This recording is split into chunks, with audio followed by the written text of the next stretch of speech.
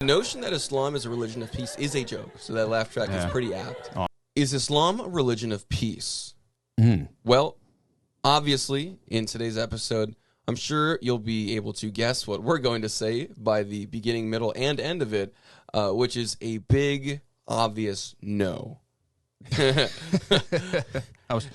can't find it quick enough. I'm trying to find the laugh track. Yeah. Do you have a laugh track? I do. I got applause. Yeah, there we go. I feel so better. There it is. Got it. It's true. Sorry, I wasn't ready for that, man. The notion that Islam is a religion of peace is a joke, so that laugh track is pretty apt. Awesome. Well, hey, glad that you all joined us today. David, great job on the, here, give you some applause. Woo, I haven't used these buttons in forever, man. So validated. Great job on the hook, This man. is great. Nice job. Put you on the hook and you did it. You came through. It's funny because, like, I remember... I don't know if you remember 9/11.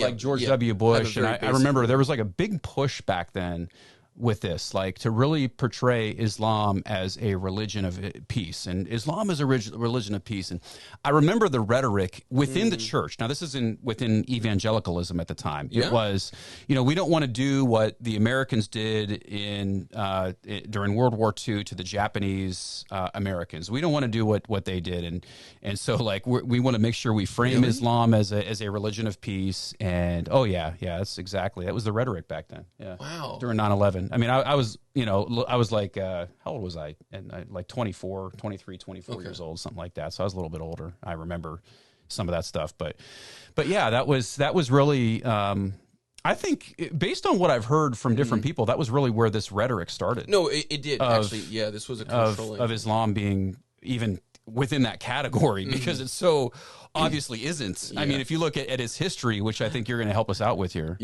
answer that question: is Islam actually a religion of peace? Is it adequate? In to no categorize sense. it that? I mean, in no Quranic sense, in no Hadith sense, in no Islamic history sense, can you say that Islam is a religion of peace? Now, this is an example of taqiyya.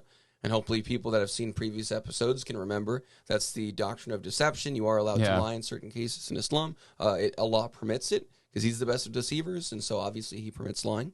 According to the Quran, he's the best of deceivers, the best of schemers. And so, this is a common lie that you'll hear from Muslims, but Muslims who actually know Islamic history, the Hadith, and even the Quran would be able to admit that it's not a religion of peace. Have you ever heard a Muslim say Islam means peace? No, I have, yeah. So right? this actually used to be a really big talking point about a decade ago, and I still hear it occasionally. Doesn't it mean submit, fool? It actually means submission. That's the crazy thing. Out of the fool part. It means exactly right. It is submit, fool. It's submission. It doesn't mean peace. In the Muslim mind, to submit to Allah will, cause peace or something, or they'll have to force peace. But it doesn't actually mean peace. It means submission. Yeah. Right, and so the Quran is very obviously clear, though, that this is not an Islamic teaching that Islam is a religion of peace. It's a religion of conquest.